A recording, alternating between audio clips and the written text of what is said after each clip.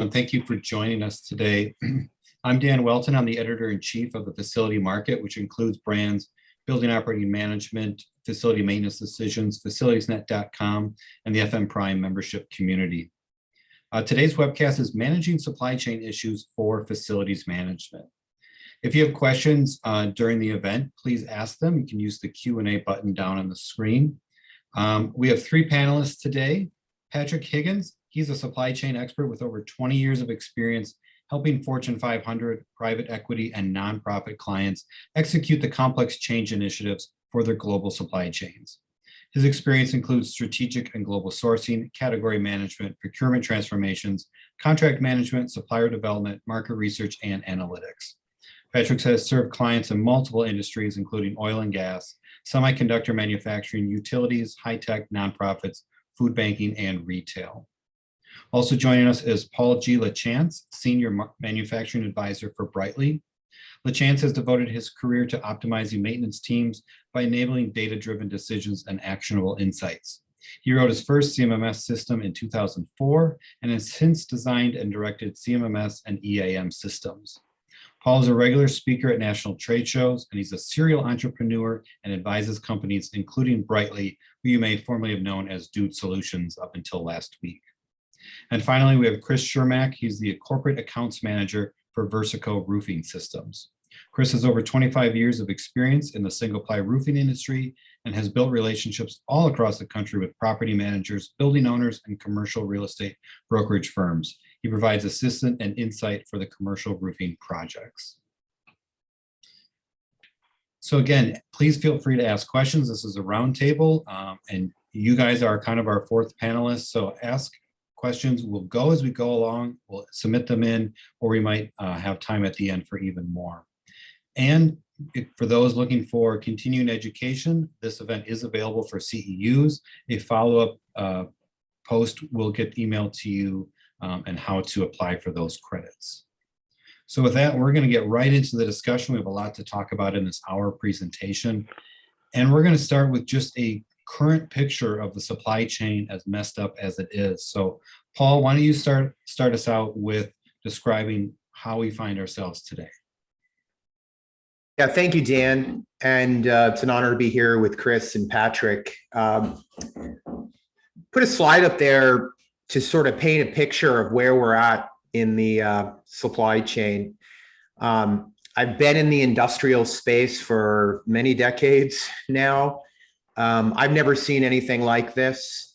The supply chain went from sort of a specialized conversation amongst operational specialists within organizations to a topic that goes everywhere from the dinner table to the boardroom table. You know, everybody in organizations talks about it. You know, even my own kids over the pandemic, you know, when is my kettlebells going to arrive? And we've all had those same conversations. This chart that you see on the screen here, and this came from McKinsey, a very well-known consulting firm that, you know, I asked the panel if we could put it up here. And on the left-hand side, you have the magnitude or shock factor of supply chain events. And if you kind of look around all those dots on the screen, you'll recognize what's on there. They're all bad things. Everything on there is a bad thing. And bad things happen all the time, and they affect supply chains all the time. But, you know, there are some things that affect it more or less. If you look up in that upper right-hand corner of this chart, which is where the most impactful things that can happen to the supply chain, you see pandemic and extreme pandemic. I don't know what you call COVID-19. I'm going to start using the word extreme, especially now with what's happening in China, even this week with further plant city shutdowns that are happening here.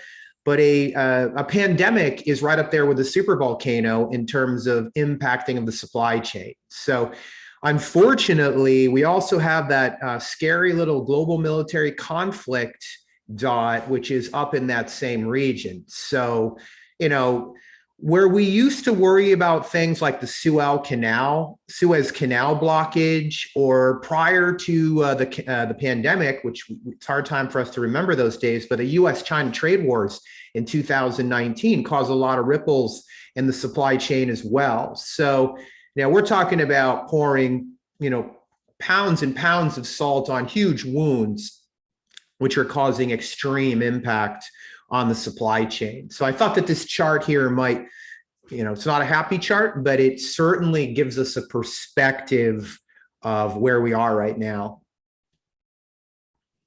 Thanks, Paul. Patrick, do you want to add to it and kind of further explain, how we find ourselves where we're at today and what's that state like?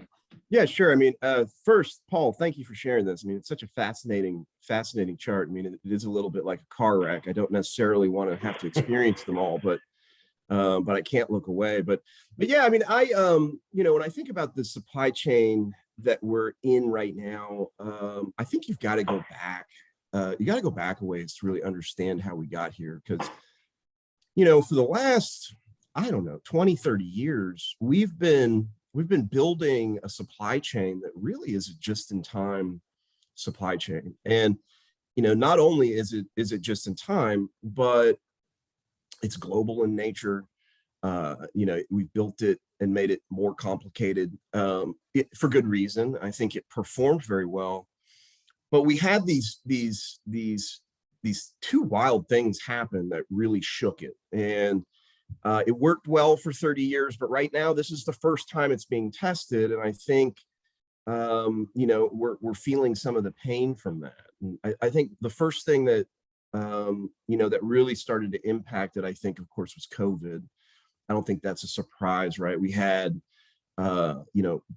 both shutdowns of businesses, and then we also had, people staying home. So we had this, this moment where, our lives really changed a little bit. And, while we were all at home, we had this other side of the coin, which was really this demand side that kicked in. So the government pumped, $3 trillion into the economy. We all moved from a sort of a service. We started buying stuff, not services. I mean, you guys all have these boxes in your garage, I'm sure, like I do. So this demand, fueled by us being home, fueled by some of the cash that we had, suddenly was colliding with these COVID shutdowns where, some of our inputs were delayed and we weren't able to get things. It's really just caused everything to blow up. And right now we're still, the current picture is that the supply chain is still trying to work those things out. So I wish I could say that over here we see it as a short-term kind of issue, a sprint. In reality, I think we're in a bit of a marathon. So we're going to have to watch we're going to have to watch this demand ripple through different industries, and hope that, as Paul mentioned, we don't get new shutdowns, right? I mean, as you mentioned, China, in some large areas, Shenzhen and even Shanghai, they're starting to talk about shutdowns. So I think we've got a little bit more time here to work through these issues, unfortunately. And Paul, you were talking about this. It's something we talk about at the dinner table. Every product, not just facilities management, obviously has a delay. In my house, we're hobby board gamers, so the board game industry is a mess. So kind of into that in the facility world, what's the current delay for products? Chris, what are you seeing in the roofing industry as your delay right now? Oh boy, I'm sure the facility folks have real interest in this one. It's a mixed bag, and I know that there's a long and short answer here. The longer answer is depending on project sizes, the type of roofing assembly is used, the amount of components needed to build that assembly, they all have factors that are affecting how fast we can deliver product. And I'd like to kind of go back to Paul's chart and Patrick's comments there, if I could. It's sort of a real life timeline with a real life situation. What we saw in the roofing industry in 2019, the industry had its biggest year as far as single ply segment of it in history. And then we kind of hit that COVID cliff in April of 2020, and the industry volumes plummet. And what we see is, as you go through, we had, which now seems like a long time ago, was really a year ago, we had the freezing issues in Texas, where a lot of the petrochemical companies had shutdowns. And if there was damage done or not, that's one problem. But to close a chemical facility down that has a fixed schedule, and then to reopen that requires a lot of engineers to crawl through every inch of piping and fitting to make sure that when they restart that facility, they don't have bigger problems. So that crippled us in that golf course where a lot of those petrochemicals are supplied. And again, that was only a year ago. And then what kind of all hell broke loose with a panic buying. It was almost like ahead of the hurricane, where everybody goes and clears out the shelves in the supermarket. All of our distribution wholesalers around the country, as well as our shelves, were cleared, and all those products kind of was like the toilet paper of the COVID, only in construction. So we found ourselves rapidly becoming hand to mouth. And then we started seeing large lead times because of raw material constraints, because of extreme weather events, and also the demand and just robust demand, and really kind of upended us and continues to create a constrained supply environment now. And then in the fall, we had a couple of hurricanes, and although we didn't have the damage that was anticipated, fortunately, they still need to take proactive steps to avoid any damage. So that means shipping train cars in the opposite direction to get them out of harm's way. And it's difficult to just turn them around and put them right back in place. So that created additional damages. And then all coupled by, so we start looking out of our country where we've had some issues with manufacturers backing out of some of the polymer manufacturing businesses here for other profitable markets. And we see global labor shortages affected with production outputs, and then the demand, coming to this country. It's not as easy to get the stuff from somewhere else as we had sourced domestically. And obviously port congestion, which we see here as well. And just kind of that graph that I'm looking at from Paul, it couldn't really show it better going from lower to higher. And it just feels like every time the system takes another strike, we're not able to recover before the next one. And that's kind of to Patrick's point, and here we go again. We're seeing in China right now, and as well as petroleum prices that have been escalating. And that's going to lead to further shortages and cost increases. So to touch on that, but to get back to your original question, I apologize, is it's anywhere right now. Delayed products could be, for smaller projects that you could source locally through a roofing distributor, or maybe a contractor that has enough of their own stock that, 6,000 square feet, 10,000 square feet, those can be supplied reasonably quicker. Now, the thicker insulation assemblies and larger products, we start talking about warehouse and things like that, those are likely looking at second through fourth quarter, even into 2023 at this point, depending geographically in the country where the demand was so high that we're nearly in sold out situations in some places. Yeah, and it's not just roofing here. Chris is here representing kind of roofing manufacturers, but we've heard across all product categories, anywhere from 6 months to a year, these delays of sourcing the products. Chris, is there anything else that you think facility managers, maybe aren't aware of that you want to talk about in regards to your supply chain challenges? Yeah, maybe just to touch on it again. And again, if you've been involved in the past 12 months in a project and you're frustrated because your contractor's coming back saying, I'm not able to get all the parts and pieces, that's likely true. And primarily the screws and the plates that hold everything down to the top of the buildings there, those are in really tight constrained supply situations now, because there's only 3 domestic manufacturers, those that supply to all of us, the manufacturers that make the rest of the components. We've looked overseas, and quite frankly, the quality in a lot of cases isn't there, and the performance that we test for we can't get. And also we're challenged by that supply chain, getting them here as well. So that hasn't been a great answer. Although those manufacturers are able to supply orders that are in our systems, they're having a tough time building stock still. So that's going to continue to be an issue for us going forward through the year. Polyiso insulation, which is included in almost every building assembly now with roofing, to add the R values that are required for their local code. that uses a key component called MDI, and that globally is in very tight supply right now, and that is a real issue. So if you're a building owner or facility manager and you're hearing a lot of feedback that, hey, we're having a tough time getting our insulation, it's probably very true because of that demand, and because again the feedstocks are so constrained right now. And then lastly, and this is I guess the pro tip, if you are getting a new roofing re-roof project especially, and your contractor is able to pull parts and pieces from various manufacturers to complete one assembly, I would make for darn sure that you have it in writing, whoever that manufacturer is, like ours or one of our competitors that's going to offer that warranty at the end, that you have it in writing that they've accepted the other parts and pieces that were supplied by other manufacturers, so that when the roof's complete, you don't have a surprise saying, sorry, we're not going to offer a warranty for next 20 years. That's a big miss there. So that's something that I strongly advise, to make sure you have something in writing that you will receive that system warranty when the project's complete. You know, Dan, both Chris and Patrick brought up points that I'd like to piggyback on if I could. Go ahead. Yeah. Yeah. Patrick brought us back into a longer span of time in terms of the history. And I know for, say, US manufacturing, we as a country have watched manufacturers send their jobs overseas for decades and decades. It was cost effective to do so.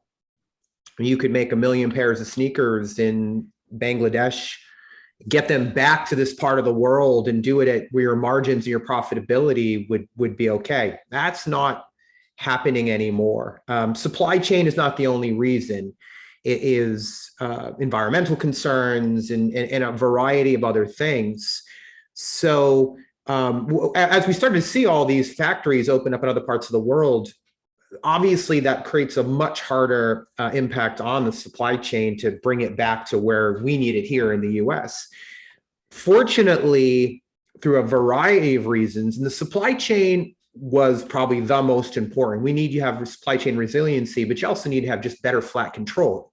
To Chris's point about finding sources of parts and materials overseas, quality might be an issue, availability, and then you're at the mercy of the supply chain. So the combination of all those things, I think from a positive standpoint, it's going to take a while. It takes a while for decades of these factories to open up in other parts of the world. They're starting to reshore.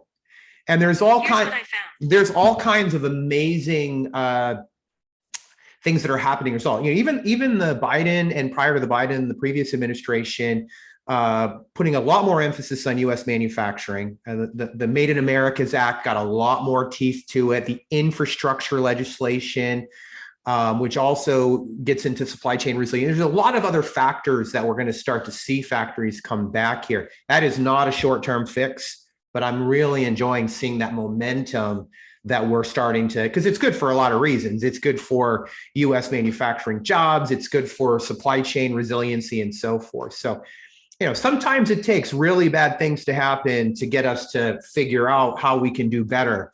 And I'm pleased to see that those conversations are in full force now, because it makes a lot of sense. And Paul, you started to talk about, you know, some improvements that can be made to kind of the supply chain. Are there other improvements in the near future? I know it can be hard to predict, and you know, we've been talking about here, now we're seeing shutdowns again in China, so maybe we're seeing improvements, and now we're going to be, you know, walking back again. Patrick, we'll start with you. Any improvements you see in the supply chain in the near future at all? Yeah. I mean, I think there are improvements. You know, as I mentioned, overall, I have a long-term perspective on this, but I think you can certainly look at things and find a few improvements. I wish I was as well-spoken as Chris. The way that you are on the ground there, Chris, and you know, able to speak specifically to pieces that are on a roof, I just love that. My thinking, unfortunately, is a little bit higher level, but some positive things that we're seeing over here. We're seeing a little bit of improvement with our container shipping. So there's been some improvements out of the West Coast. I'm sure you guys have heard some of this. We've got some changes with the intermodal rail that are getting some containers moving a little bit better. We've gotten the dwell time in containers in Los Angeles down to 50%. So I think tactically we've got some improvements there in that area, but I think we have yet to solve our chassis problem, which is driving a lot of that port congestion. And so while I see some improvements there, I think it's still going to take, I think we're still in 2022 trying to work that out. Same with labor. I think, I think we're seeing some improvements on that end, but, labor costs are going to be up this year. And then, lead times. I know some of our clients are talking about the fact that they have lead times that are improving end of last year, first quarter this year, and those are improving. But when you look at the big picture, they're instead of being 6x, they're 4x. So, we've got improvement, but a 4x lead time is still going to cause trouble, right? So, I think there are improvements, but I don't think there's a silver bullet out there that's going to solve this problem overnight for us, or even by summertime. Thanks, Patrick. Paul, anything you would like to add? Yeah, and again, I'm definitely coming from a macro perspective. I don't have to live and breathe the challenges that Chris, his organization, and many manufacturing and service and construction companies, and really anybody who's relying on any sort of distribution. But I mean, infrastructure improvements will be a big help, and that legislation passing. I mean, Alexander Hamilton called for improvements to infrastructure way back in the Report of Manufacturers back in 1791. I mean, he recognized the importance. If we can improve our ports, our roads, our bridges, our canals, the cyber aspect of all of this, that's clearly starting to be in motion with that recent legislation. And despite the challenges in the supply chain, if you just look at, when you study U.S. manufacturing trends, and really it's not just U.S., it's globally, there's a metric that I always watch. It's the PMI, the Purchasing Managers Index. It's a number that comes out once a month, usually on the first business day of the month, and it measures sort of the health of manufacturing. Those are scored. Anything greater than a 50 is considered expansion in manufacturing. Anything less than a 50 is considered contraction. Now, there's a lot of factors that go into calculating that number, and supply chain is a direct impact.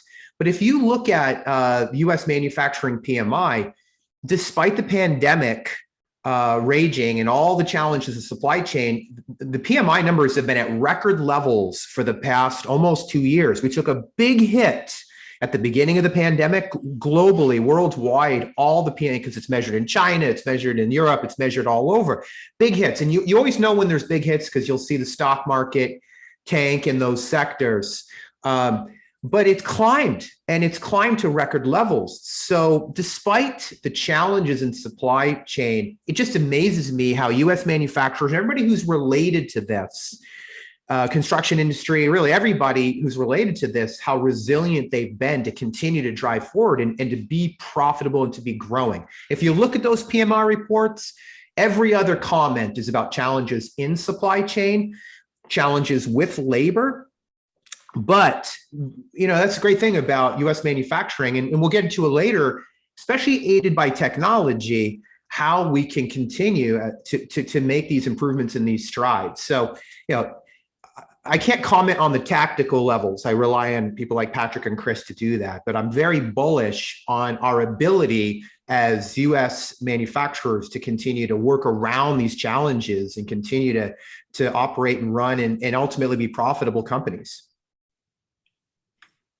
I'm going to pause the conversation here real quick. We got a couple of questions from one of our attendees here.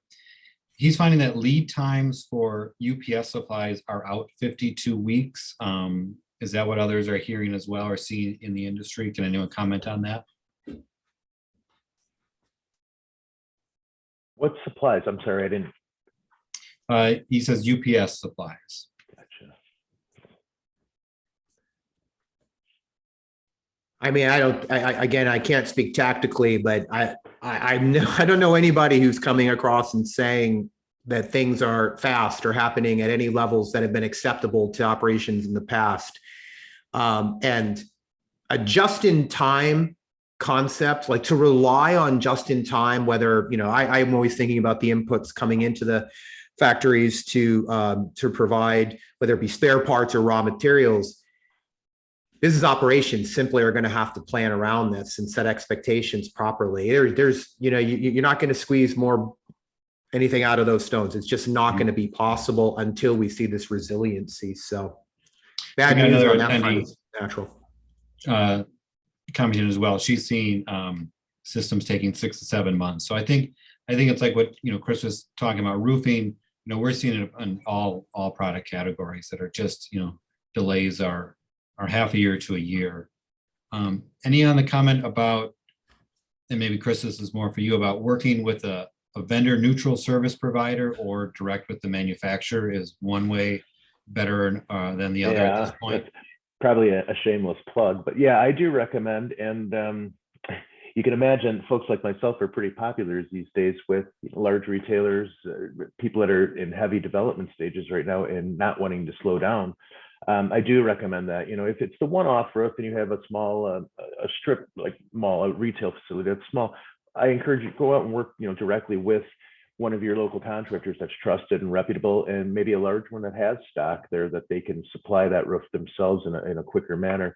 For facility managers, owners, property managers that have properties across the entire country that have a lot of roofing work to do, I do encourage you to engage with one of us to help. I can tell you just that the way we've gone to somewhat, it's called material supply plan for this year, fancy word for allocation, but that's divided up by our facilities where we manufacture across the country, the geographic shipping locations out of there, demand for seasonal demand, like up here in the north, it's a little slower because of the weather still, and then also historical sales volumes.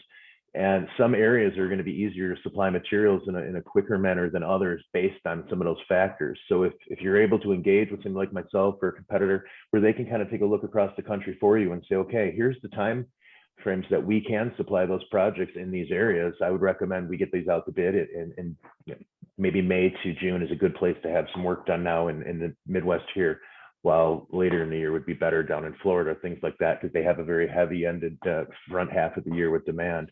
We're still catching up for supplying orders that were placed second half of last year. Still, to your point, 6 to 12 months wasn't out of the question. Great. And just a reminder, if you have questions, to use the Q&A button, and we'll ask them as we go along here.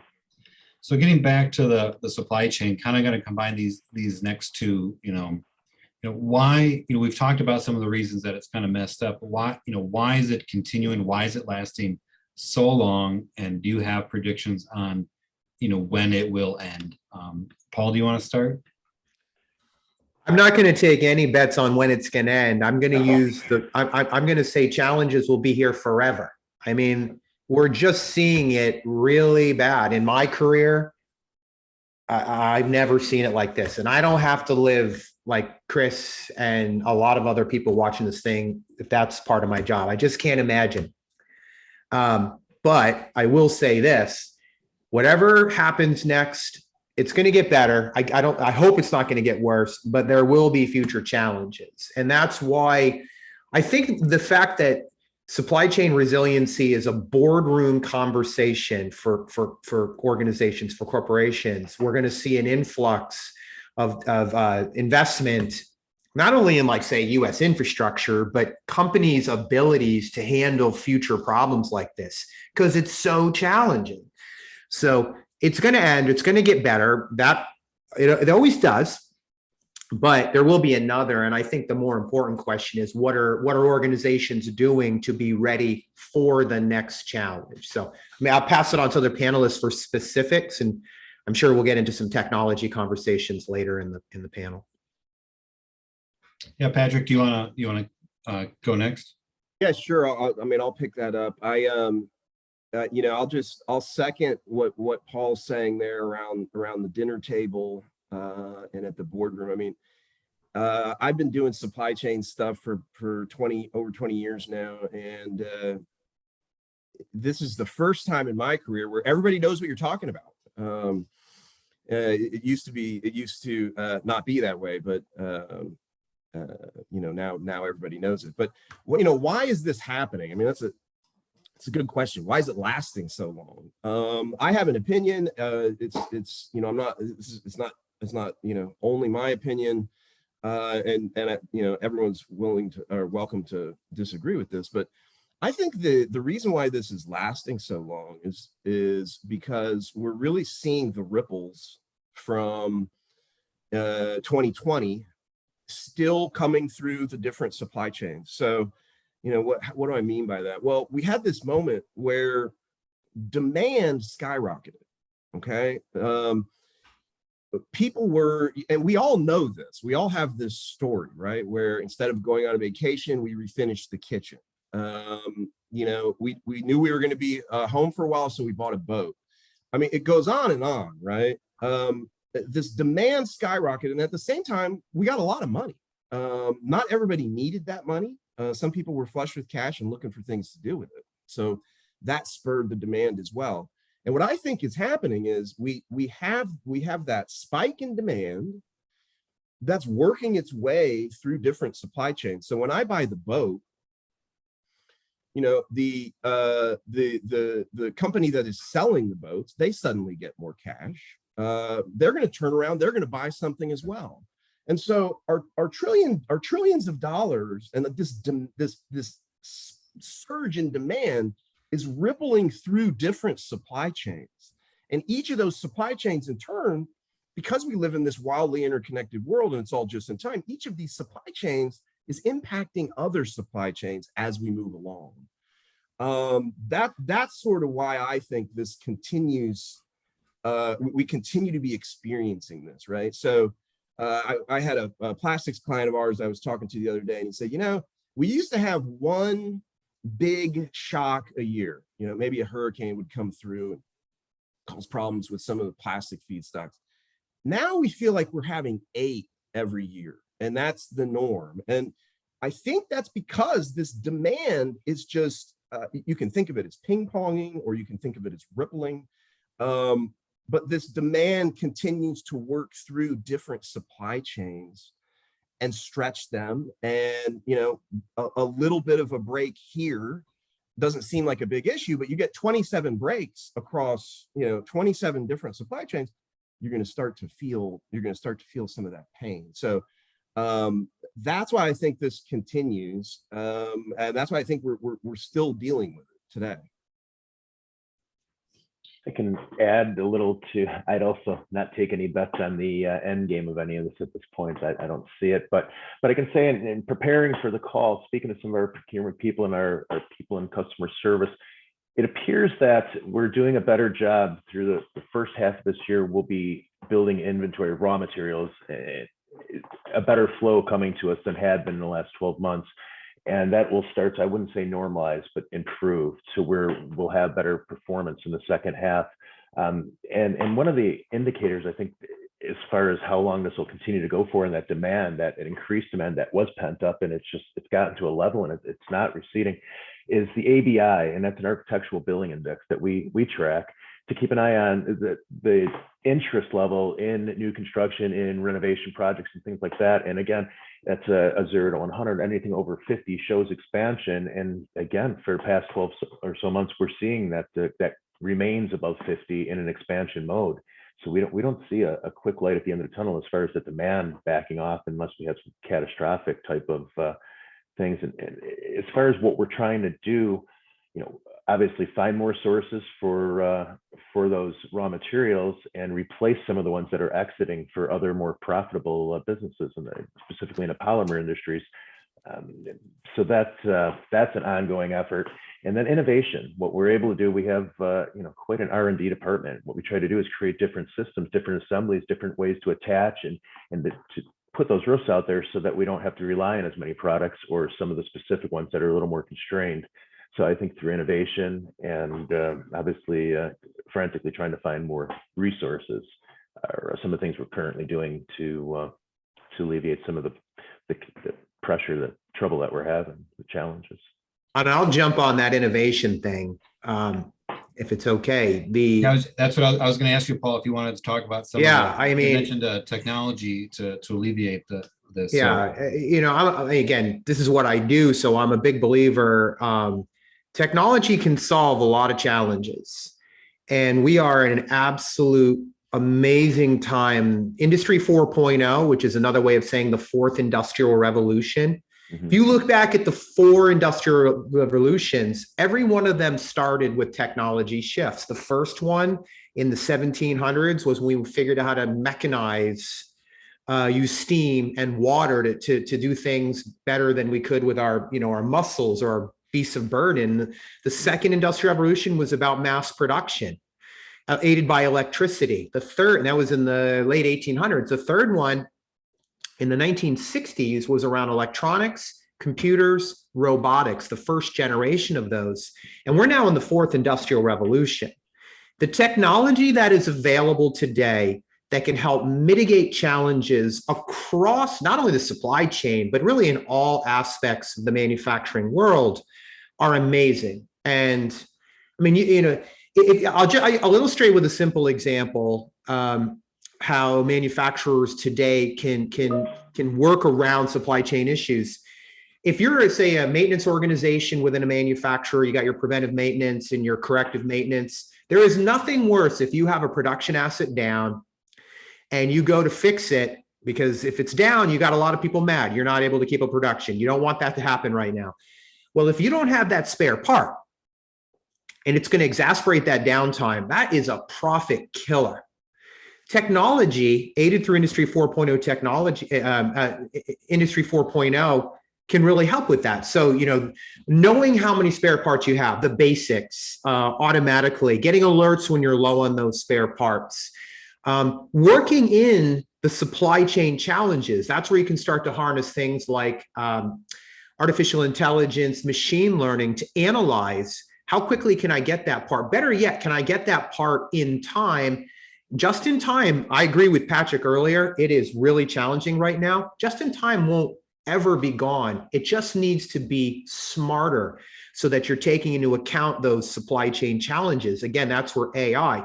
So if you look at Industry 4.0 technologies, the Internet of Things, artificial intelligence, machine learning, blockchain, even things like augmented reality, they will make a direct impact in making this better, future-proofing for future challenges. And I don't think all of manufacturing can be improved with these Industry 4.0 technologies. Supply chain, and you hear the phrase supply chain 4.0, which is an Industry 4.0 twist on the supply chain. There is amazing promise what can happen in that space.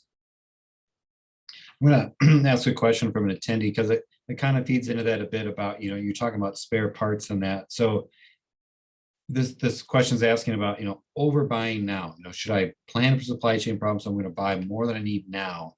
Is that going to lead to a different problem in the future of this major drop in orders once the supply chain rights itself? Well, I think you've got to analyze what's your bigger risk there. Stockouts are profit killers. If you're carrying costs for your inventory, or if it's materials for production, outweigh the potential risks of not having that spare part and further exacerbating downtime, then maybe that's not the best idea. I would guess, and I'd like to get Patrick and Chris's opinion of this, who are closer to the real world. It's probably safer right now to have a little bit too much on hand than not enough, because when you're caught in stockout situations, that can be so disruptive to your organization. So case by case basis. Again, I will emphasize, if you're gonna think about overbuying, use technology that is available today to at least give you an accurate idea of what you should have. And good software, good technology will show you, where your buffers need to be, where you need to. Industry 4.0 technology, artificial intelligence, we're not there yet. Most organizations are not far enough on their digital maturity model, but more are getting that way. And again, these challenges are driving that. But you can take into account not only your own production demand factors, but also distribution, delays, weather, seasonal buying patterns. I mean, you can take this just cacophony of data that can come together that at the end of the day, you're just making smart data-driven decisions. So you get that right amount. It's probably more than you were stocking in the past. I think it's definitely more, Chris would probably agree with me there, than you've had to stock in the past to alleviate those challenges. But that's where this technology can really help. Sure, I can speak on kind of both sides. As far as raw materials, we will stock as much as possible and bring in every train car that we can get in at this time, because the demand is there, and we feel safe that we're not going to just be so heavy on raw materials that it's going to put us in a tough position. And we're literally running 24/7. 365 on plant, which is another issue that you bring up, is when you're running like that constantly, something's going to break. You're going to have downtimes, and those parts and those pieces become difficult and do further create challenges. So it's a big, ugly cycle. But as far as out in the field, specifically for owners, facility managers, it's very difficult to buy and stock large quantities of commercial roofing products. They take up, for insulation, it's shipped on 53-foot flatbed trucks. You can imagine those take up a ton of space very fast when you're shipping 4x8 sheets of air, basically. Unless you have large distribution facilities, it's not really practical for owners to be buying materials like that for that side of our equation. And also what we've seen, unfortunately, in the past 12 months is those materials, if not protected inside or with some sort of security, are sometimes finding ways to leave those job sites as well. So for customers and users to stock on products, it's not really they don't need to be in the material management business. They should be relying on contractors and our wholesalers to do that for them. With these unpredictable timelines, these delays in products, what advice would you have for facility managers who are planning capital project improvements, renovations? How can they plan for these projects without knowing when product is really going to be available? Chris, let's start with you. Sure. Okay. Well, I guess the acceptance and understanding that, yeah, there are some real constraints in the industry for getting products. So that, I think, the over communicating with your contractors that you're working with, or your general contractor, architects, whoever's managing those projects, the over communication is very important. And also to not be afraid to make sure you're very vocal and asking those questions about when they can expect to see materials and get that kind of locked in. I don't think you'll get a lot of written from a manufacturer now say we will absolutely have that material there on May 1st, but through a lot of communication and really vetting who you're working with, you can kind of help yourself that way. Consider what we talked about with petroleum costs, and almost everything in the roofing industry is petroleum based. So you're going to, if you're working on a project now, you realize that you're not going to be able to source materials until third quarter. There's probably going to be some increases on those products between now and then as well. And the industry has gone largely to pricing as it's shipped, not quoting and protecting price long term. So that's important. If it's a rear roof situation and you're just dealing with an existing facility, I would, in the meantime, consider a proactive roof evaluation and some preventative maintenance to keep you dry and to keep that building and your tenants underneath, or whoever's underneath, happy until you're able to really to make sure that you're going to get that new roof. So that can be dealt with a local roof consultant or roofing contractor. And if you, again, I guess you touched on it earlier, if you have a significant amount of roofing, large facilities, or many of them across the country, to consider, if you've not already partnered with a manufacturer, to probably take a look at doing so, to help you give yourself a little peace of mind that those materials are coming from that manufacturer, not from a distributor or contractor who said they can get them. I think that's very good advice. And locally, and lastly, probably identifying, if you have a couple of pet contractors that you work with, trying to identify maybe some additional ones there that maybe do have supply of their own, especially on smaller projects, like I mentioned, that could probably provide you service a lot quicker than placing an order today and waiting for 4 or 5, 6 months plus to receive those materials.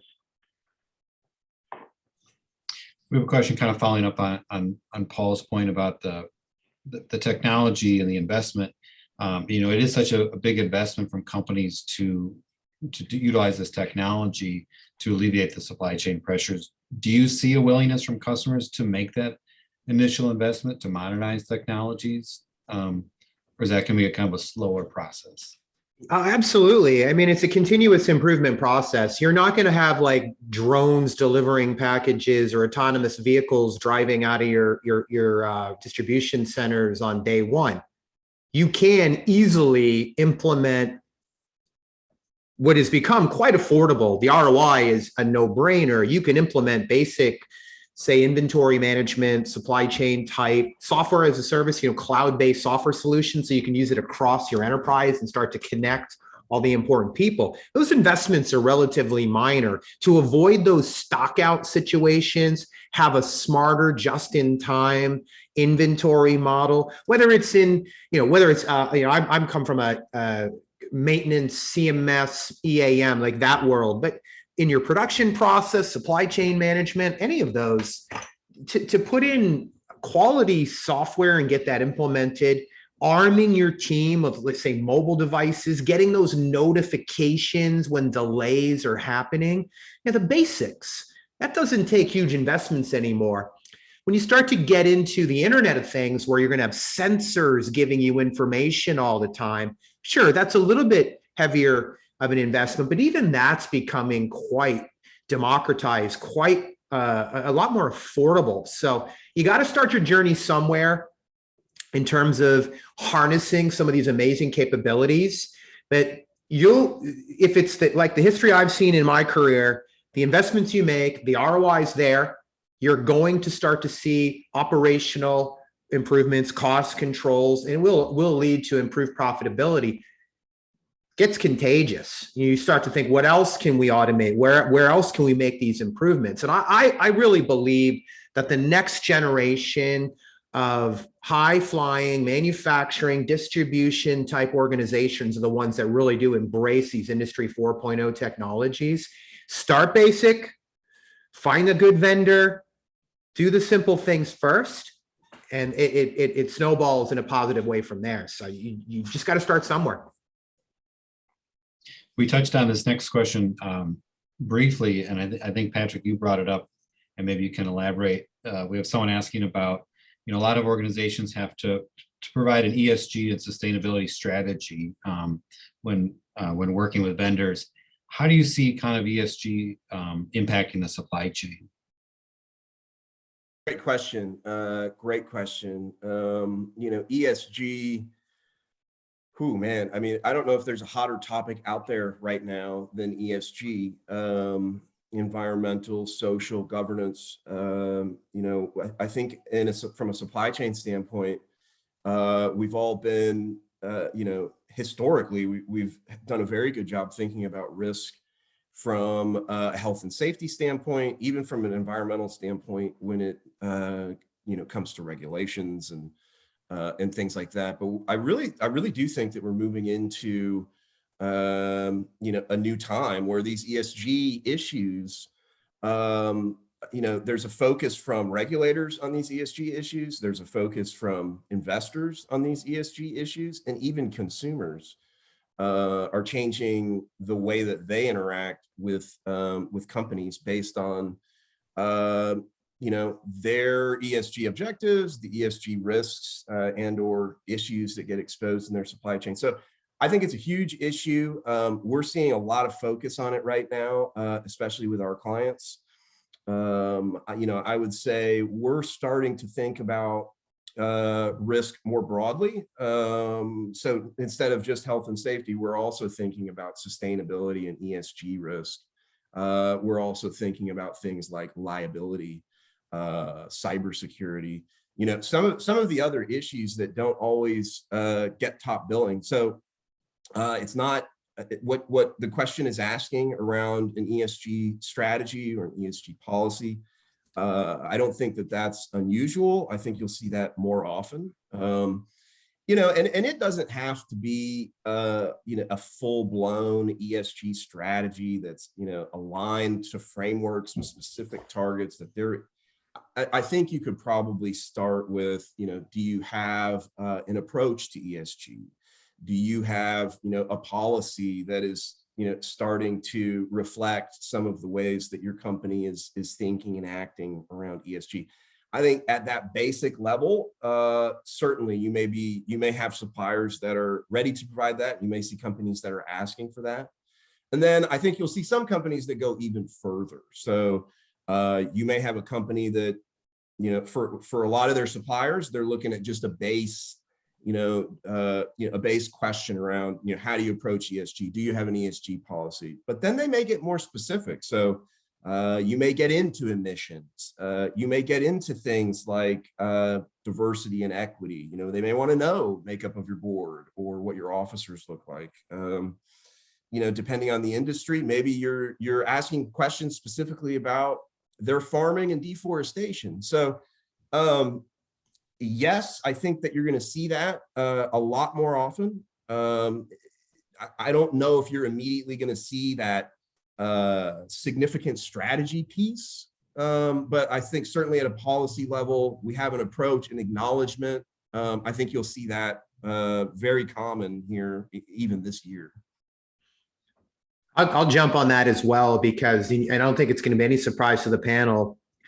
Technology can really help with ESG initiatives, with compliance, regulatory compliance. I mean, even there's a whole new ESG software as a service, cloud-based tool sets you can buy. And again, you can start basic on these things.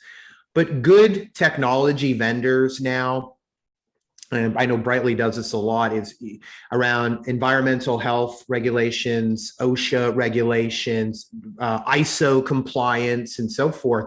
These things are starting to be baked into these software solutions and start to get used every day. So, easy to sort of report on and automate that process. So I'm all for corporates acting as good citizens and doing the right things here. And I think that there's technology tools that can really help if you as an organization are trying to manage those processes. Chris, anything you want to add about ESG? No, I think our company is very, it's at the forefront of their mind, and we do things to obviously comply regulations, ISO. We're changing our fleets to electric vehicles, I believe, starting next year. There's a lot of things that we'll do. I'll be honest, right now, I think availability is key, and decisions are made based on, can we get it now?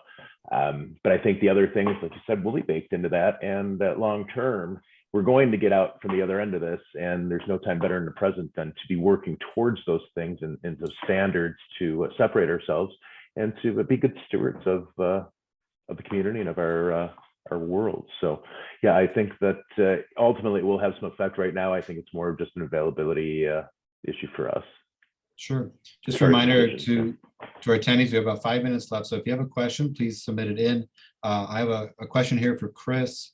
This attendee says, we've heard about ghost orders to manufacturers in roofing that ended up causing more problems for the manufacturers. Have you experienced this, and has the situation gotten better? It's a great question. And yes, and last year, again, that panic buying type of a scenario where everybody just started putting orders in. We didn't, our industry's really never been in a situation where we had true allocation. And it was put an order in. We generally, within a week, maybe 2 or 3, depending on the products, we ship those out and supply in a very timely basis. The ghost orders did start to go in. We, as an industry, created a situation to where we I think made people feel like they needed to panic buy and get orders in for screws, for membranes, for installations, regardless if they had projects under contract or not. The second part of your question, we've helped solve that going into this year by creating that material supply plan geographically per state and allocation, so that they only have so much material that's going to come their way, at least based on our production schedules. And that's spread around by payer. So if we have contractors that buy directly or our wholesalers that buy directly from us, they are, again, awarded that material based on some historical values and stuff. So they don't need to feel that rush to panic buy and place ghost orders to earmark something for themselves, because they know what's going to be allocated to them this year. So that has significantly reduced those ghost type orders. And the other was, how do I say, kind of calling their bluff. When it came time to ship that order, we give them a confirmation notice that that's on its way. And sometimes you'll see people that perhaps aren't as well financed or don't have the facility to go with it. Suddenly those orders are getting canceled as those come due to deliver. So that's, in a way, it's taking care of itself in some sense. And then a lot of people, even if they don't have the product, they lost the job, they're still taking those materials in their own warehouse so that they can supply smaller future jobs of their own. Thanks, Chris. Okay, our last question before we wrap up, kind of getting back to that, we talked about planning for capital projects and all that. What's your advice to facility managers who, they have to report to their management to say, how can they talk to them about projects with the schedule being unknown? If they get asked, why isn't this finished? What is a good answer for them to give about the supply chain? Chris, we'll start with you. I'll start there. One thing that we've done internally, and we've helped to share with customers, especially in that position, is we've kind of pulled together an aggregate of all of our competitors and the price increases that have come out, some of the different force majeure, different things that we've all experienced over the last year or so with supply chain and getting raw materials. And we've put that together for them. So when they need to go down the hall to make that presentation or answer some of those tough questions, again, I think over communication through this process, this whole past year and a half now, has been key. And to arm them with as much information as possible. And again, just real straight talk. Some of it's not the best information, but at least if they know the most up to date, and here's the hard facts. Here's the increase in polymer grade propylene in the last 16 months. These are just hard facts.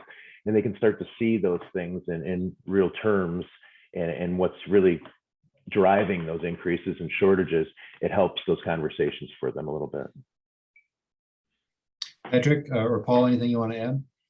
Yeah, I mean, I would just second what Chris was saying there. I mean, I think you'd be surprised, or at least I've always been surprised, how open your suppliers can be with you when you really over communicate with them, as Chris was saying. And I think when you're having those conversations, it will feel a lot different if you just say, well, the project's delayed.